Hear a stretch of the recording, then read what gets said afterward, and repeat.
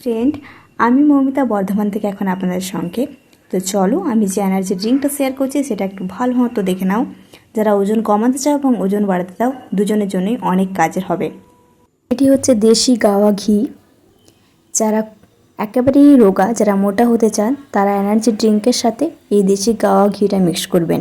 শেষ অবধি দেখতে থাকুন। এনার্জি ড্রিঙ্কটা কী কী দিয়ে বানাচ্ছি সেটা অবশ্যই তোমাদের সাথে শেয়ার করব। এই এনার্জি ড্রিঙ্কটা বানানোর জন্য প্রথমে জলটাকে গরম হতে দেওয়া হয়েছে গ্যাসের মধ্যে। আপনি 1 কাপ মতো জলের থেকে একটু বেশি দেবেন। আপনি যতটা খাবেন তার চেয়ে ডবল কাপ জল দেবেন এবং তার সাথে পরিমাণ মতো কয়েকটা 7-8টা মতো পাতা ভালো করে ধুয়ে নিয়ে পুদিনা পাতা জলের মধ্যে ফেলে দেবেন এবং তার সাথে একটু জিঞ্জার গ্রেট করে দিতে পারেন। তারপর জলটাকে ফুটিয়ে নেবেন।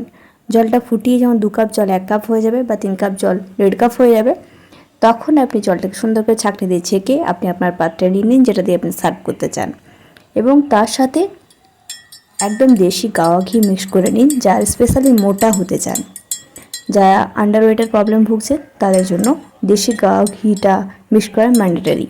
আর যারা রোগা হতে চান, তারা ঘিটা বাদ দিয়ে স্কিপ করে আপনি খুব আলতো করে যে ড্রিঙ্কটা বানালেন সেই ড্রিঙ্কটা চায়ের মতো চুমুক দিয়ে খেতে থাকুন। ততক্ষণ খাবেন বা ততদিন খাবেন, এক কথায় বলতে গেলে যতদিন না আপনি আপনার সাকসেসকে অ্যাচিভ করছেন। এটা মোটামুটি মিনিমাম 3 মান্থ করুন, আপনি কাজ পাবেন।